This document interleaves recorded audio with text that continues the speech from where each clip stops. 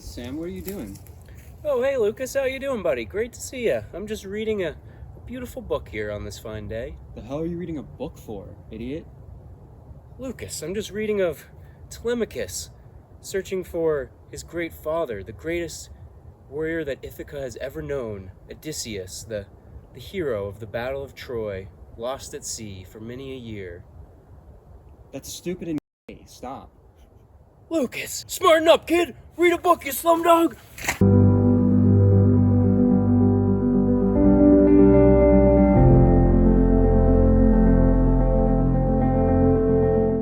What's up, guys? It's King Daddy D-Mac, and welcome.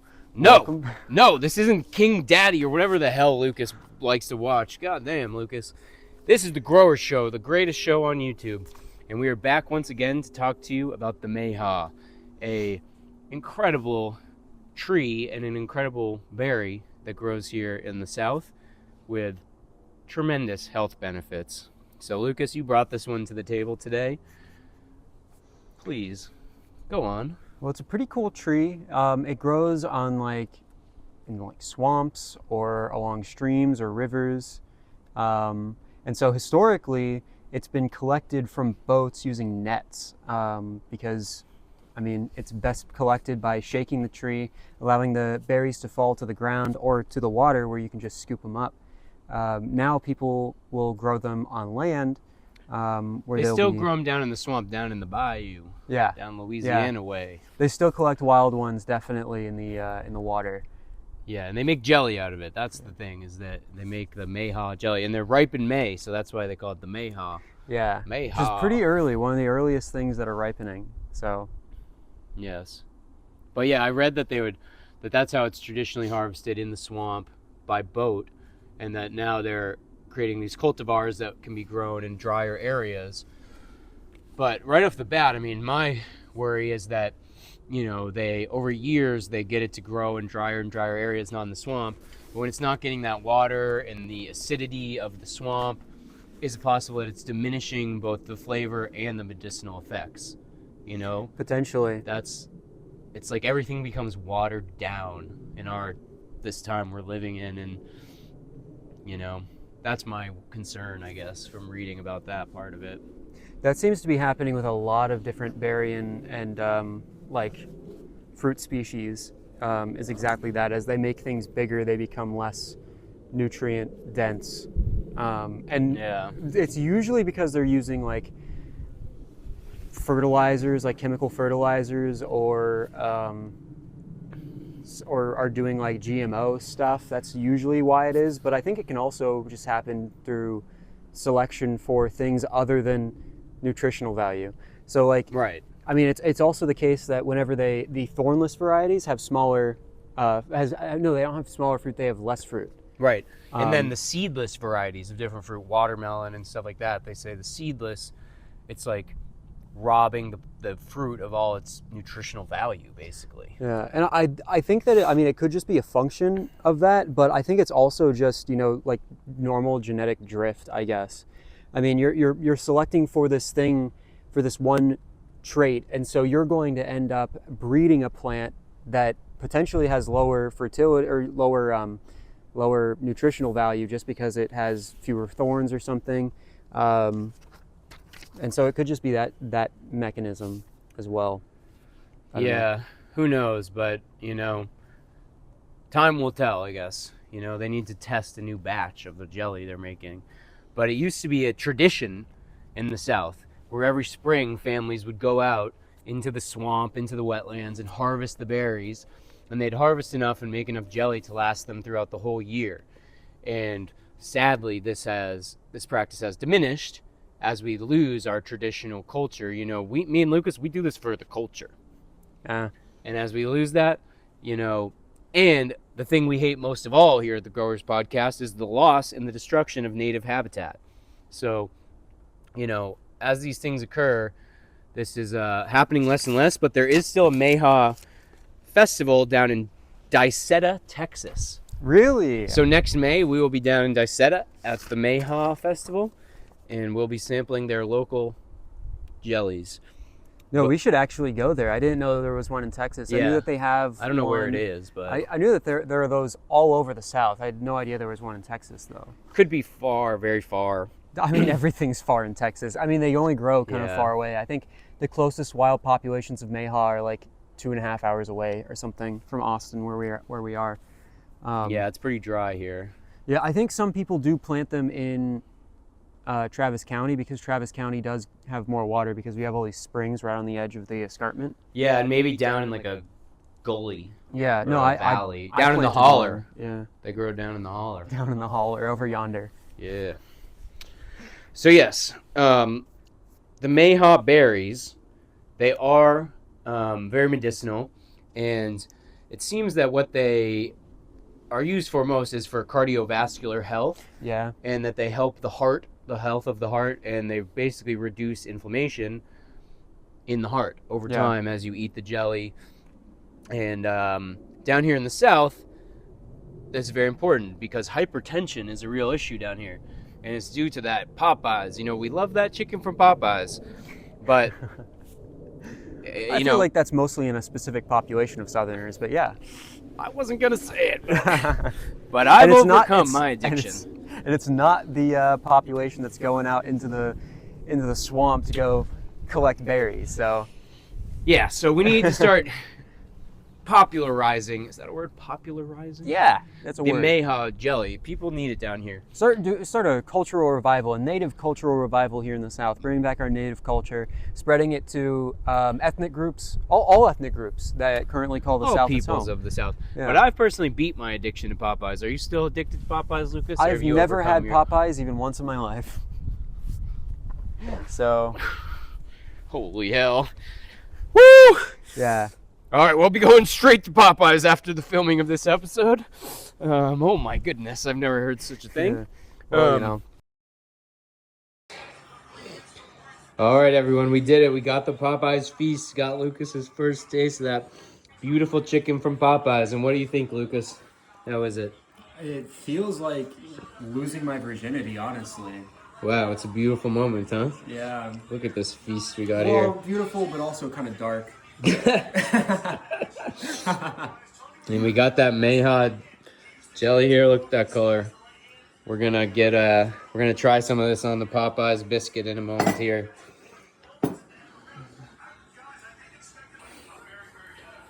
All right, here it is, the Mayhaw jelly.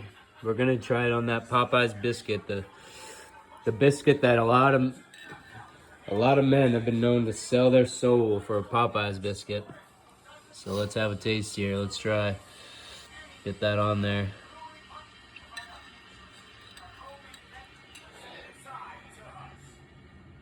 And here's Misfit Boxing, El Kukui, Tony Ferguson. Legend. Let's go, Tony!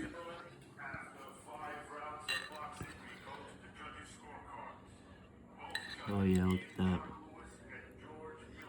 Oh yeah. When I first bought this the first time, a couple years ago, the black lady behind the counter said, "Boy, you put that on some biscuits? Put some gravy over it? That's the best breakfast you can get." Too bad we don't have some gravy, Yeah. but we'll try it without the gravy. El Kukui, let's go, son!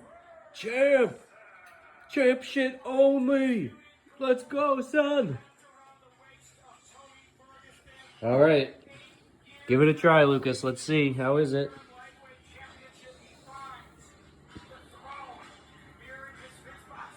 Beautiful. Did you get a taste of the jam? The jelly? I did.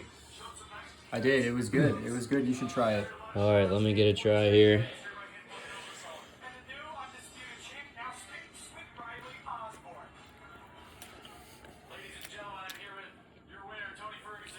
Wow. Mayhaw jelly on a little Popeyes biscuit. That's the life right there. It is actually very, very good. Yeah. Very, very good. So we're living that life here. Just like our boy right there. Let's go. Champ shit only, CSO. Let's go, Tony El Kukui. That's my dog Lucas right there eating that Popeyes chicken. And what do we say, Lucas? We love that chicken from Popeyes. We love that chicken from Popeyes. Yeah. But anyway, let's get to the heart of the matter here, as we always do on the Grower Show. The Mayhaw, the berry, they are rich in a flavonoid called anthocyanins, which are basically Lucas, it's true. I'm dropping knowledge on you. You better listen up, kid. Anthocyanins basically are responsible for the pigment in the plant, and they will be red. It will be a red pigment in acidic conditions, so growing in the swamp. I would assume that's an acidic condition. Super acidic, yeah. And the anthocyanin is more blue and more alkaline. So that might be like a more orange berry, or or more blue, like purple. So the anthocyanins, like basically, which is what reduces inflammation and is like the mechanism that makes it so medicinal.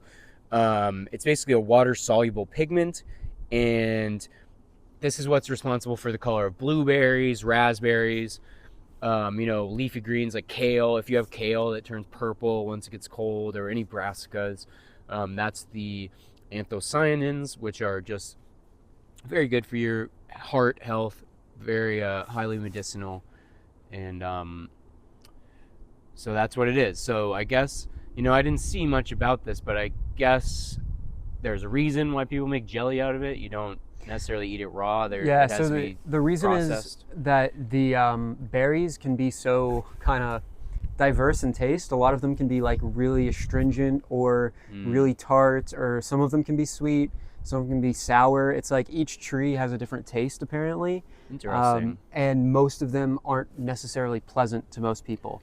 And so people turn it into jelly to kind of homogenize it and turn it all sweet. And that makes sense because, I did read that it's in the Rosaceae family. Yeah, they're very closely related to rose hips. They're more like rose hips than they are like standard fruit. That makes sense. Rose hips, yes. The highest source of vitamin C available in nature. Rose hips, a tremendous medicinal plant. But, it's also the family of apples and pears and these things. And it's like, it's the same with apple trees or pear trees. They find these ones that are very good and they grow them as clones. Each apple tree, like wild apples, often have like really weird tastes and don't taste very good at all. Yeah, so that makes sense. So it makes me wonder if the Mayhaw was like cultivated or domesticated more, if they could make one that they find one that like is a little more palatable, tastes good, or has more flesh on the berry or something, that it could become something that is eaten raw. Yeah, hopefully, honestly, because they are a lot more healthy when consumed raw rather than after they're turned into jelly. Jelly doesn't have nearly as large like health impacts as the raw berry, especially because they always add sugar, because you need to add sugar to make the jelly work. Right, to preserve things with jelly, it's preserved through sugar, which is, consuming sugar increases inflammation. Yeah. So it's like when you're eating in a jelly, it's like the medicinal effect is very diminished. Because, it's diminished, and in some ways it's like, turned on its head. It's like reverse. It's just the sugar is going to increase inflammation in your body, and then the anthocyanins will decrease inflammation. So it's like it kind of just evens out, although it's like... you could use honey, right? I'm sure that you could probably use honey somehow. I think I did see one recipe online that used honey. I didn't look into it. But most of the ones that I saw just used like plain white sugar that you get at the grocery store. It's that's the reason why it's not consumed. The Native Americans didn't even, like the Indians didn't even eat them. Oh, really? Yeah, they didn't eat them. They ignored them totally. The settlers actually ignored them until like the mid to late 1800s. And they weren't like really cultivated until like the early to mid 1900s. That's when they started being like actually properly cultivated. So this is a really, really new plant in cultivation, as well as just like a very, very new plant to be eaten by humans at all. But it's actually an extremely old plant, ironically, too, because it's several million years old. It was around during the Triassic and Jurassic. It may have been used in the past, long ago. Not by humans, but by other animals. No, it could have been used in the humans. Like, there's no record of Native Americans using it, but it could have been used by humans, 20,000 years ago or 50,000 years ago.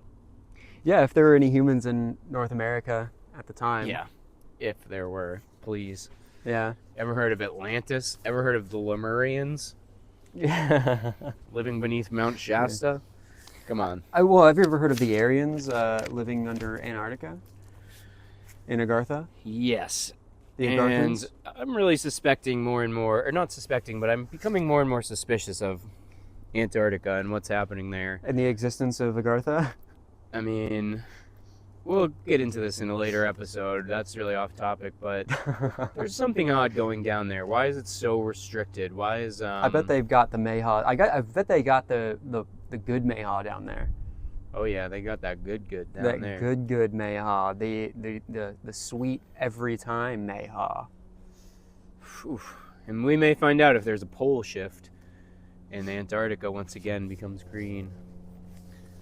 And then we'll be living on the coast pretty soon if the poles shift and the sea levels rise. That would be pretty nice. I mean, it'll destroy the worst places on Earth. I mean, think about it. Like, Houston would be gone. That's a terrible place. It deserves to be destroyed. Corpus California Christi would become like an would be gone. island, like nation of most of it gone, and The whole center of it would be gone. It'd be like the Sierras would still exist as like Yeah. islands. But that whole basically. Central Valley would just disappear, and that's where all of the worst people on Earth live. Now, but it was the homeland of the great John Steinbeck. Yeah, back From then it was cool, Salinas. but it's been destroyed in recent years, last 60 years or so. Yeah, except for Stockton. Shout out to the Diaz brothers holding it down in Stockton, baby. Stockton, what? Stockton, motherfucker, yeah. But other than that, yeah, good riddance to them. Yeah, New Orleans would be destroyed. That's one of the worst cities on Earth. Have you been there? Yeah, Really? yeah. I've never been. I mean, I don't know. It seems nice to me. It's just hot, dude. It's just hot and humid, and there are mosquitoes. But the way And it the people- looks nice. But the people, Yeah, but don't forget about 9th Ward, Holly Grove, Eagle Street to be specific. I don't Lil Weezy. listen to rap music. You never listen to Lil Weezy, man. I've never heard of Little Weezy. Weezy F Baby. I only listen to Little Big Tree. I don't know what the hell that is. That's a Navajo Native rapper. American, yeah. Yeah. You gotta listen to Lil Weezy. That's Lil Wayne. He's a great man. One of our nation's greatest artists of all time, of the history of Earth. Shout out to Weezy F Baby. I only listen to. Yeah. Yeah, we don't want to know what you listen to. I mean, I do know actually, and it's very odd. Well, the stuff I listen to is based as hell, dude. Have you heard of the Thermals? No, I don't I know got to what show it you is. the Thermals. They have a great tracks that you're gonna like, but that's a whole nother topic. But shout out to Weezy Baby from New Orleans, Eagle Street to be specific, Holly Grove, weed and syrup till I die. Anyway, go on, Lucas. Do you Yeah. have more to discuss Yeah. with the Mayhaw? One of the other reasons why it was like overlooked for a long time is because the berries ripen so fast and then drop. So they ripen and then drop in quick succession. And so people weren't really, because I mean, if you think about other fruits, like they'll sit on the tree for days, if not weeks, ready to be picked off, right? But this one, no, they don't do that. In fact, they don't even all look the same when they fall off. Like some of them will be yellow still. They look a lot like, from a distance, they look a lot like anaqua berries. Have you ever seen an anaqua No. tree? No. That's one of the native ones around here that grow. I mean, I don't know if they're native specifically to this area, but they're native to the hill country in northern Mexico. And there are a couple in Austin. They get these yellow to red, like spectrum of yellow to red berries. And technically any of those could be ripe. So you don't really know like what's ripe and what's not necessarily unless you know. You don't But- know unless you know, basically. It does seem that the medicinal value comes from the anthocyanins, which is the color pigment that is red in these berries. So if they're more yellow, I wonder if the medicinal value is less. It could just be that there are other pigments also present in it at that time, right? True. It That could just be the shift research is very poorly known about them, and then whatever caused the yellow coloring is some different sort of flavonoid or some different compound that has other medicinal properties. Well, yeah, I'm sure that And there are it's just several not pigments in known. there at the same time. Yeah. I mean, just like most fruits, right? It's usually not just one pigment that defines the color of something, but like for example, what is it? It's what's the green color in plants?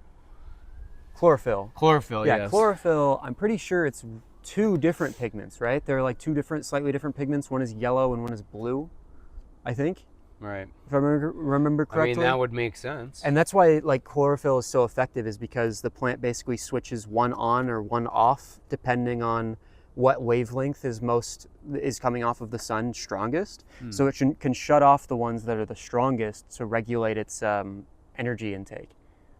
Like, so that it doesn't get like high peaks and low valleys and stuff. I don't remember exactly how it works. I learned about that a long time ago, but I'm pretty sure that's the case. It sounds right to me. It sounds very right. So anyways, we'll be down in whatever that town is in the May time for the Mayhaw festival. Yeah, and they also bloom in February, which is super early. So if you're growing bees, if you're an apiarist, you've got all those beehives. And what's that word there? Apiarist. That's a bee. I think that's a Hive beekeeper. Beekeeper? Bee person. Apiarist? I think it's an apiarist, yeah. Huh, I've never heard that term before. Like apiary. Huh. I mean, well, if you've been listening to Candace recently, she's been talking about it. And I sure have. Actually, no, recently I haven't that much, but She's gone off the deep end, dude. well, I think she's a great woman, and we Yeah, no, she's like the pay our best. respects No, to she's the Candace. best woman ever. I would marry her in a minute if she asked me, dude. Just of course. like, honestly, Candace, I hope that she emails me so that we can get this wedding underway. She's already married with a family. Yeah, I know, but I will replace She's that not husband. going to be divorced. I will replace that husband. No, you won't. And become her new husband. I mean, her. Okay, yeah. well, that would be great, actually. I support you in this. No, yeah, I would I think totally you do could do that. it. Candace would. I mean, I would produce a beautiful, amazing, intelligent babies with her. Okay, Candace, holla at your boy. But on top of that, Candace has gone crazy. No. She's gone crazy. No, man. no. Have you been no. listening to her podcast? This is wild. Not for several weeks, no. But Dude, I've she's- been very busy doing my work. You ever heard of it, Lucas? Working? You should listen to her. She's still talking about Charlie Kirk, but she's just bringing up nonsense that has nothing to do with anything and misunderstanding. Whatever, that's off the stuff topic. And That's off the topic. But anyways, I've been working. the quality has declined. Whatever, Of I her doubt that research. very much. I've been working too much to have time for that. I've worked fucking 47 hours this week while having extreme sickness, extreme cedar fever. And maybe do you know anything about cedar fever Yeah. No. I mean, and how barely. to treat it? Oh no, I definitely don't know how to do that. No. You have cedar fever? Yeah, terrible. This week on like Tuesday, Wednesday, Thursday, I was like ultra sick. There's one day where I probably sneezed 1,000 times. Are in the one day. cedars going off right now? Yeah, they're going off. I haven't experienced any issues at all. So here in Texas, it's weird. I didn't experience anything the last 2 years, but the cedar fever. Yeah, it skips years, but with like random people. I remember the Yeah. worst year ever was when I was 16 years old and I could barely like walk.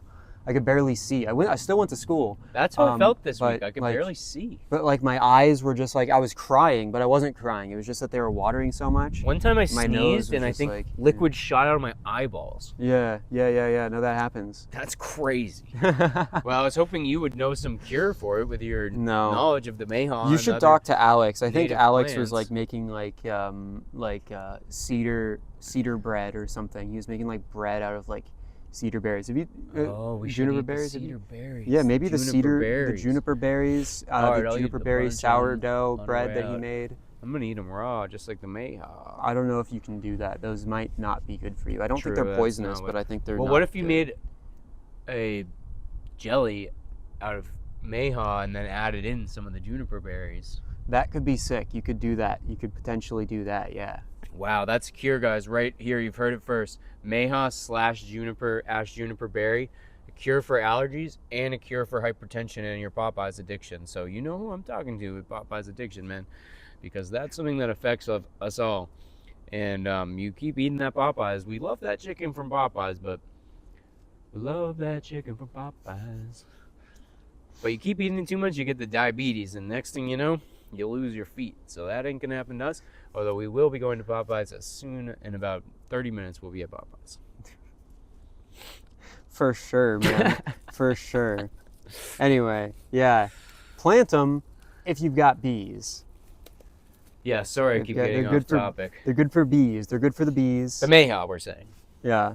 And also, they're extremely good. This is the potential here for this plant is actually insane because it is such a high quality fruit that can be grown in floodplains, like in boggy conditions, in areas with like borderline anaerobic soil, like areas that are like super clayey and high acidity where a lot of other things won't grow. It's like you've got like how many things can you plant in that kind of environment? You can plant this Mayhaw and like maybe like elderberry. That's pretty much it, right? It's like, what else can you plant in those environments? You can't do like annual crops really because what about some papyrus? Papyrus, yeah, you could do papyrus. You can't eat papyrus like though, the can old heads used to do. The old heads? Yeah, the old heads back in the Egypt. Egyptians? Yeah. I don't know, you might be able to eat the papyrus heart. Maybe, yeah. Or I mean, yeah, you could probably eat, what is it called? What are those cattail roots? Yeah. You can eat those. Yeah, so anyway, I really don't know much about that, but papyrus, I mean, we could start making our own paper and write our documents down on papyrus, just like the old heads used to do back up there. And there are some spots where papyrus grows on Lake Austin. Really? Yeah. Maybe we should go investigate it. Yeah, I mean, most of that land along Lake Austin is like privately owned, so we would have to access it by like boat. That would be pretty cool, though. We take an old canoe out there. Oh yeah, we could take some canoes. Old people. I've got a couple of kayaks. We could take some kayaks out there. Oh yeah, let's do that. That's a good idea. Papyrus hunting. Yeah. That's a great idea. Remember that, Lucas. Yeah. We could wear those like things on our chest to hold the cameras. Yeah, we'd have to buy that. I don't own that. Yeah, they can't be that expensive. It's just like a strap that you attach. Yeah, but this is America. This is us, Lucas. We're not going to buy that stuff. We can make it. We're not going to buy into this consumerist propaganda. You need something. You need a strap to hold your phone on. Make it yourself. We'll duct tape our phones straight to our chest, straight to our skin. We'll duct tape our phones. Yeah, we could do that. That's an option for sure. That's what we'll do, obviously. Yeah, no, I like that. Or we just like get it in some sort of like netting and like twist it up and then tie it around ourselves. Yeah. Some fish net. Or like cheesecloth. Cheesecloth, but no, it needs, and then just rip a hole around the camera's part. That could actually work. Yeah. So yeah, for sure. We're coming out with tons of inventions. You can see us, really inventing. I mean, I don't even remember what we talked about last week, but we thought of some tremendous new ideas, tremendous new inventions. So anyway, what do you got there, Lucas? So I went to Woody's in Centerville, Texas. The jerky capital of the world's best beef jerky.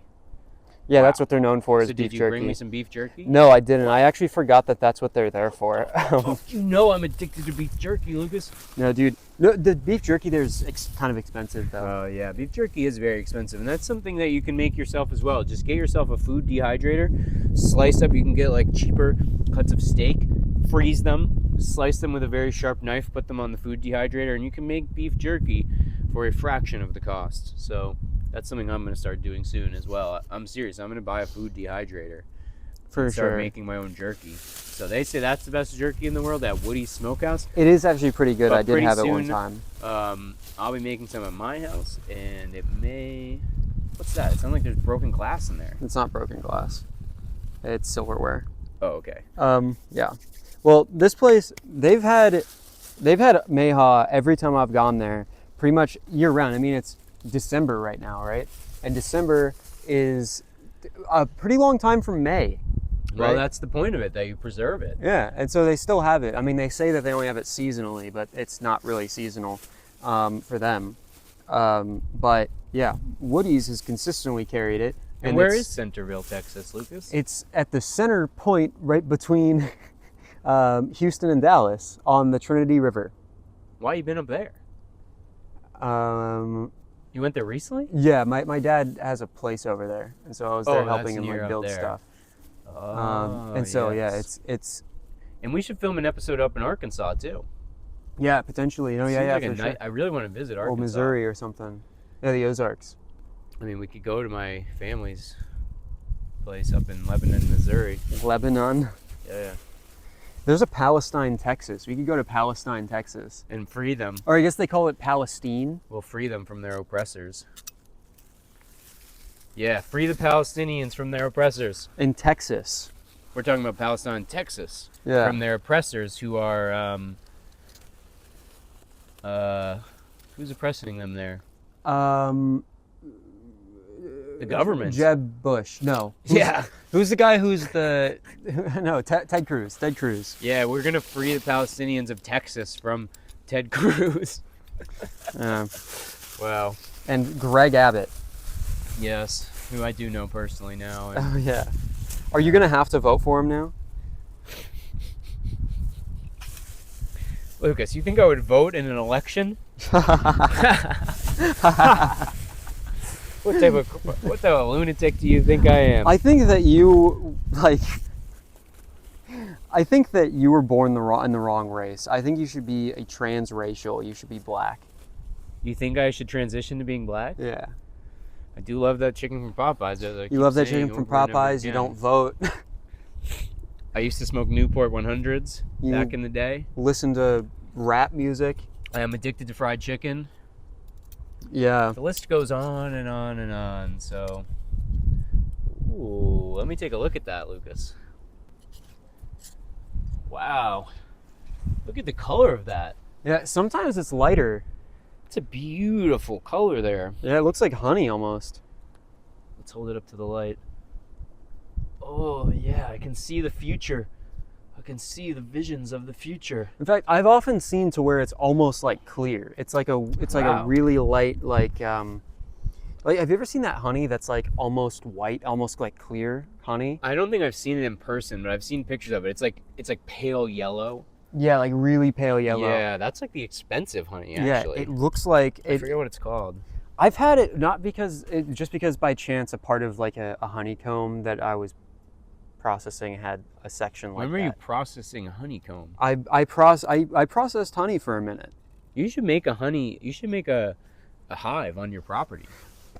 No, yeah, I'm gonna be growing bees. Don't worry. And what's that profession called again? Apiary. Apiary.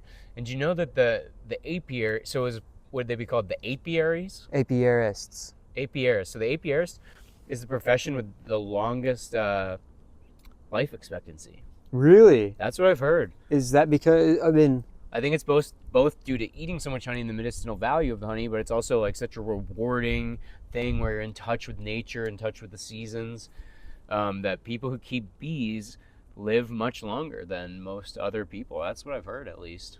No, that makes sense. I mean, it also makes sense because they would be in the country, but further away from chemicals. So like one of the issues, I read about this in Countdown, that men in the countryside have lower like sperm motility than men in the city.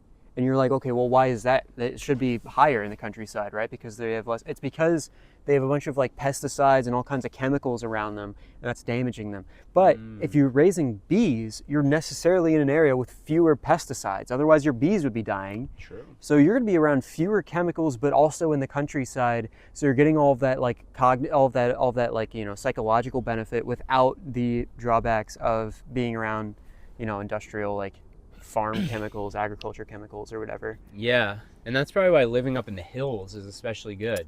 So if you live down on the plains where there's all this, industrial farming and monocrop agriculture, then that's where you'd be exposed to all these forever chemicals and these terrible things. But if you're, out further into the nature, into the hills, if you're higher up, the runoff is it's gonna miss you. Miss me with that shit. Miss me with that bullshit, cuz. Yeah, you're definitely black, dude. Smell that. All right, buddy. like I said, I'm having the cedar fever, so I can't smell that well. It smells kind of like honey too. It smells kind of like a combination between wine and like yeast, like sourdough bread. Doesn't it? It has hints of wine and sourdough. But Yeah, I'm actually very a little bit. congested. Yeah, I yeah, cannot yeah. smell that well. I mean, it also smells a little bit like honey to me. It smells nice though. Anyway. Anyway, let's have a taste. Yeah, so this is a lot darker than I've actually had in the past. This is the first time I've had any Wow, look at that. in like 2 years or 3 years maybe. Really? Yeah.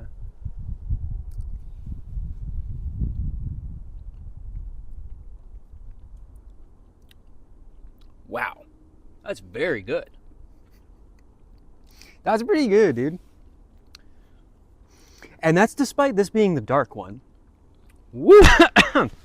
Man, all the inflammation in my heart just went down. Because like they say that the clearer it is, the higher quality it is. That's what I've heard online. And that's weird. With the pigments like being what caused the medicinal value, you'd think it's the opposite. Maybe. But maybe it's somehow through the refinement process it loses its color.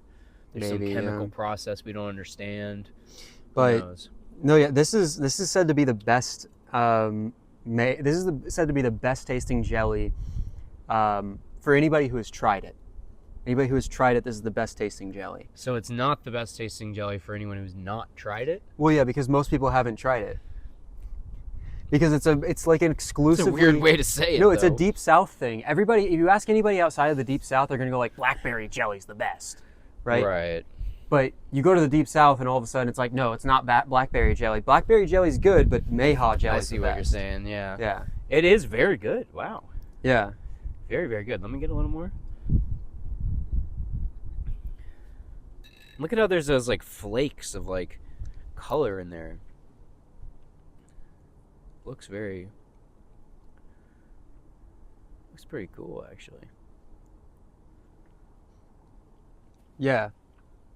Yeah, flakes of like pulp or something. Flakes of pulp. Wow. And do remember that the anti-inflammatory effect on your heart, it requires prolonged consumption.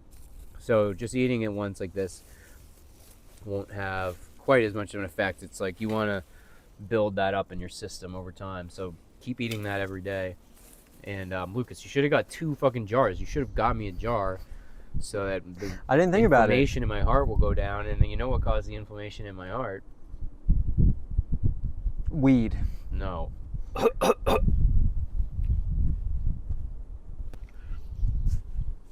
Nope.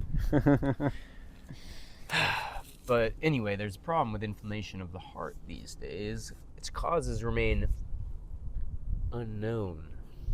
Yeah. Okay, yeah, I know. And if you're That's what ever I've been doing. if you're ever commuting from Houston to Dallas, you can stop by Woody's. What is that? Highway 40? Is that Highway 40? I don't know. Interstate 40? Something like that. I'm not sure.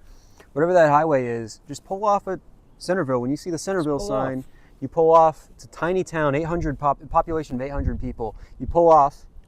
Just pull off. You pull off. You pull into Centerville, to the Shell station. You pump your car full of gas and Oh yeah. go into the Woody's.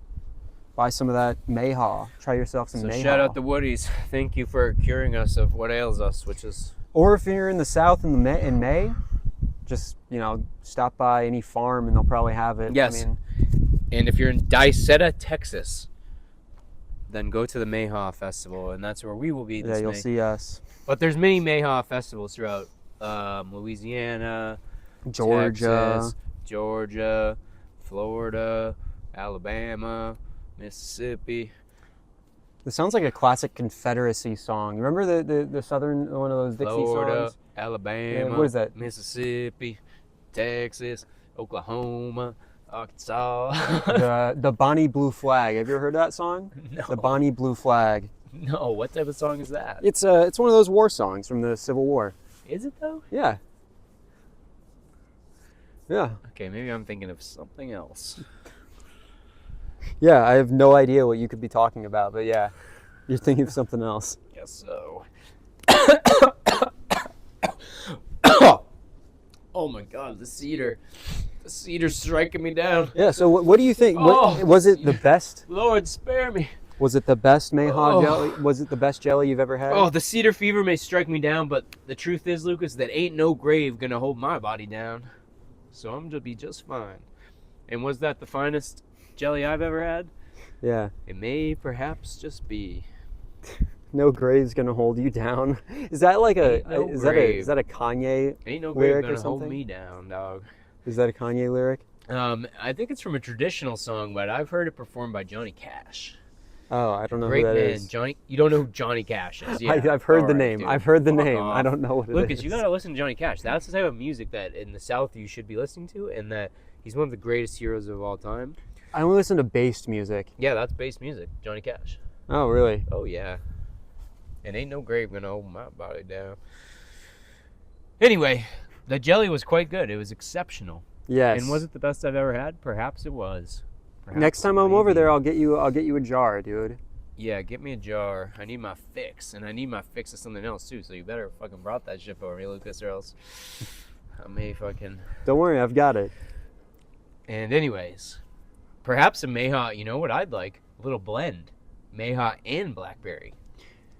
You know, something Stir the interesting. Pyrex. I've heard that people mix it with, what is it, muscadine juice and apple juice or something? I don't know. I was on the LSU extension website. Of course. And Shout out to the LSU extension website. They got those LSU figs. Yeah, Beautiful. yeah.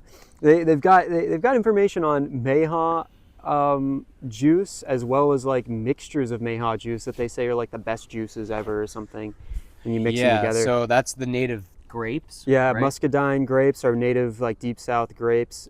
Except they're not only the deep south; they also grow here. And then This isn't the deep south no, Austin is technically upper south culturally.